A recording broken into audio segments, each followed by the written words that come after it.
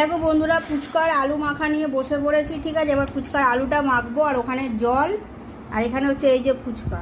ঠিক আছে, আর এই হচ্ছে লাস্ট মশলা। এটা হচ্ছে মানে আমাদের স্টাইলে হোমমেড বাড়ির ফুচকা। এর মধ্যে অনেক কিছু দেয়। এখন আপাতত যা যা আছে হাতের কাছে আমি সেইগুলো দিয়ে করছি।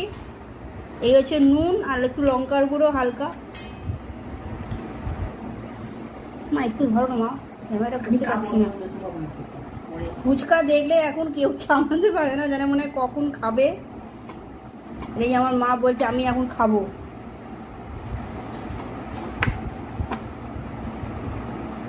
আলুগুলো একটু শক্ত হয়েছে, ভুলটা আমারই। ঠিক আছে, আমিও ফুচকা দেখলে নিজেকে করতে পারি না।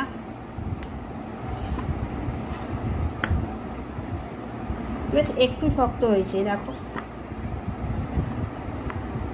তাও অনেকটা আমার মা মেখে আমাকে দিল।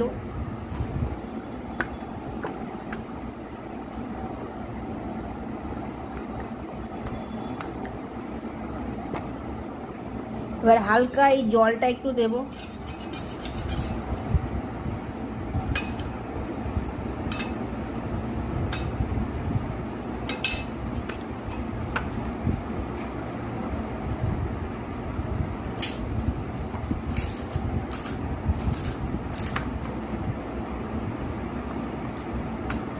একটু কাঁচা লঙ্কা দাও না আমার ফ্রিজ থেকে। আমি কিছু ধরতে পারবো না, আঁশ আছে তে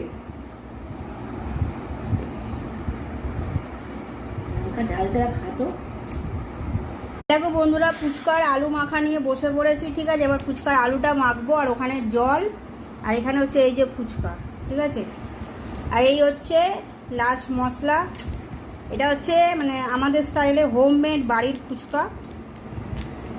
এর মধ্যে অনেক কিছু দেয়। এখন আপাতত যা যা আছে হাতের কাছে আমি সেইগুলো দিয়ে করছি। এই হচ্ছে নুন আর একটু লঙ্কার গুঁড়ো হালকা। মা একটু ধরো না, মা ক্যামেরাটা ঘুরতে পারছি না। ফুচকা দেখলে এখন কেউ সামলাতে পারে না, জানে মনে হয় কখন খাবে। এই আমার মা বলছে আমি এখন খাবো।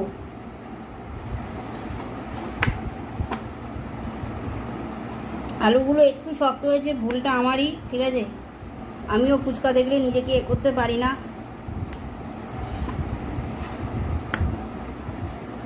বেশ একটু শক্ত হয়েছে, দেখো।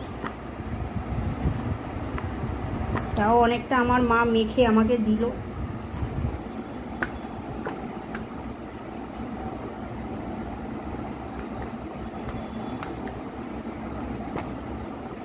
এবার হালকা এই জলটা একটু দেবো।